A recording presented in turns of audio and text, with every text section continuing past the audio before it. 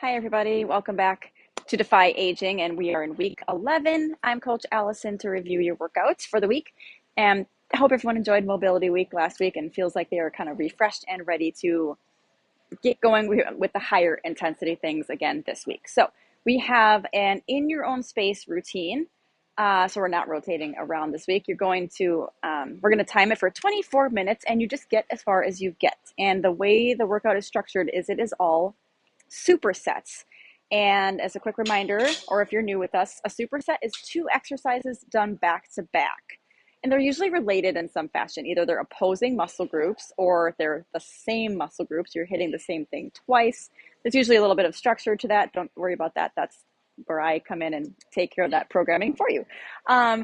You want to do the 2 exercises that are in the superset back to back, pretty much with as minimal break as possible. So exercise 1, exercise 2, boom, together. Then you take a rest before you repeat that again.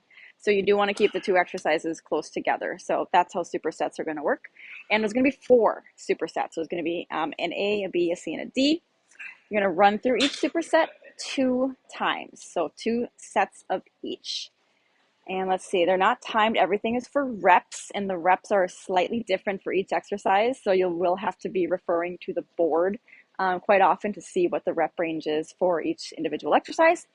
But yeah, again, this will make a little more sense probably once I get in and start doing the actual demonstration. But yeah, it's superset week. And again, if you don't get all of them done in the 24 minutes, that's okay. Just get as far as you get. My recommendation, however, is if you repeat Defy again throughout the week, start where you left off. So let's say you don't get to superset D because you ran out of time. Then when you repeat later in the week, start with superset D and then go to A, B, and C. And anyway, that would be my recommendation. So anyway, let's do some demonstrations here. Okay, we have superset A. The first exercise is an underhand row with dumbbells. So we have dumbbells in hand.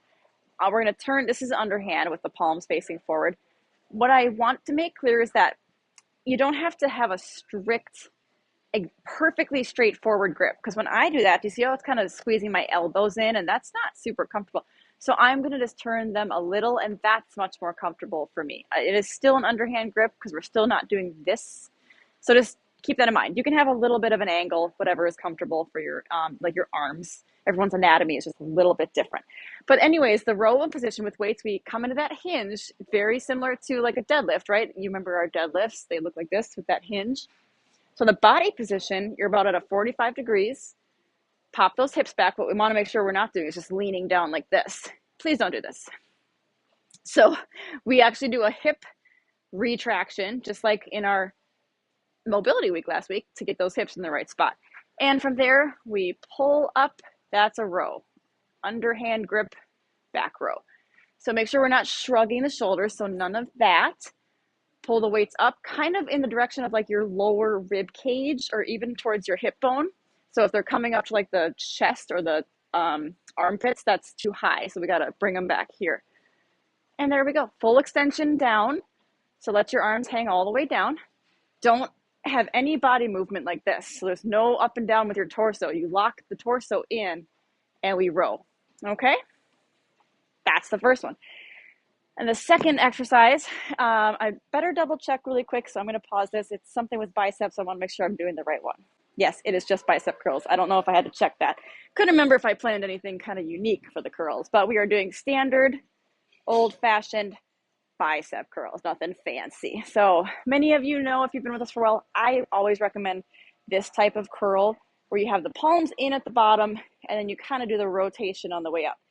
My reasoning is that I don't like to put my arms out like this at the bottom to leave space for the bell. See how my arms are kind of out? I find that very uncomfortable on my elbows and my shoulders, and we don't want to do this in front. That's not great. So when you have your palms turned in, you can more comfortably let your arms just hang straight down. So that's my recommendation. You can do the palms forward the whole time. If it's comfortable on your arms, totally fine. That is definitely a legit kind of curl. Anyway, that's superset A. So you do the underhand rows. Right away, you do your curls. Then you take a rest for anywhere from like 45 to 60 seconds. Then you do that one more time. And then we move on to superset B, which I'll get to right here. All right, we're on to superset B. Exercise 1 is push-ups. So I'm not even going to demonstrate it. I think we all know what push-ups look like, and your coach will demonstrate the variety, the options to do push-ups: toes, knees, up on an incline, or against a wall. Those are kind of the 4 options. And there's just some things to look out for with knee push-ups, and your coach will go over that with you. The second thing for this superset is, a tricep kickback. I've never actually incorporated that into Defy Aging before, because it's a trickier movement to do correctly. But we're gonna toss it in this time. Let's add something new, and I think everyone will handle it just fine with a little bit of practice. We are gonna do it in a quadruped position, however, because we don't have enough benches for everyone to have them, because typically you do this on a bench, but it's fine like this. So quadruped position. I'm gonna use my other side because I have a little back injury right now, and that won't feel good. We pull this is our starting and stopping point right here, with the elbow up as high as I can get it, see? And from here, you extend and bend back in. Remember when I started this, I said it's hard to do this one correctly. Now, what we see the most with kickbacks being done incorrectly is too much arm movement. So kind of like a swing and then a coming all the way down, and maybe like a bicep curl in there like this. So don't overthink it. It's a very small movement. The elbow is just pinned. I'm going to put the weight down just because I'm talking through this and holding positions. It's hard to do that with weight. Elbow is pinned at your side, and we straighten and bend. Straighten and bend. What we don't do is let this arm come down like that. We never let that elbow change position from this side. So think of like a lever, like a slot machine lever, kind of just goes like that and then comes right back up. Same, yeah, anyway. So yeah, good luck with that one. If you do it with a little too much movement, it's not going to create like an injury or anything. We just want to make sure we're doing things properly, right? And then if anyone cannot get onto the floor, it is totally fine. All you do is support yourself on a bench like this. Same exact movement with the arm. No worries there. Okay, so obviously the reps will be individual on each side for that. It is a harder movement. So I would recommend a 5 or an 8 for maybe the average participant. If we've been working out a little longer, we are a little stronger, maybe a 10, but I don't think I would recommend higher than a 10 to do it correctly. And if we need to go to a 2 or a 3, that is totally fine. It's a very isolated, challenging exercise. All right, something new, tricep kickbacks. That's the second part of superset B. Okay, superset C. You got to have some lower body stuff in here. So we're gonna do a bottoms up goblet squat. We've done this quite a bit. Bottoms up means we hold the kettlebell like that with the bottom up. And we go into a normal squat. Nothing, no sumo, no narrow, whatever your normal squat stance would be. Keep that kettlebell chest height. So make sure that kettlebell is not sort of falling down like that, right?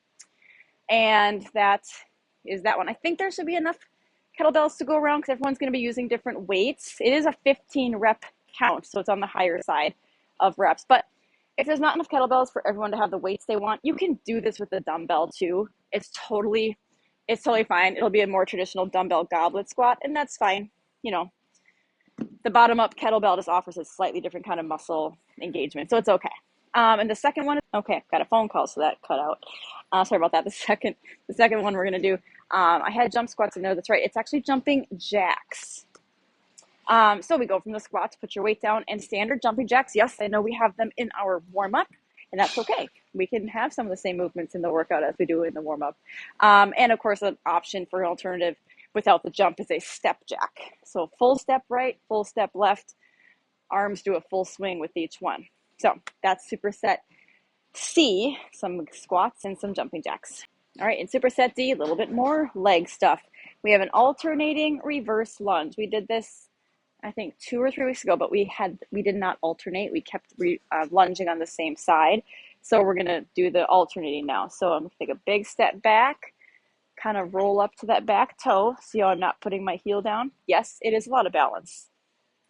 So you can use a wall or something for balance. No worries there. Make sure your foot is staying straight. Please don't turn it out like this because that puts a wonky,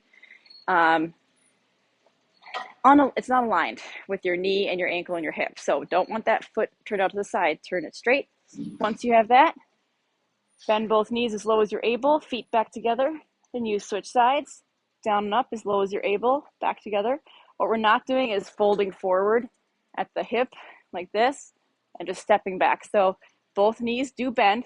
How much they bend is up to where you're at with your fitness journey. So it might be here right now. That's terrific. If you've been with us a little bit longer, we're a little stronger, we can go all the way down.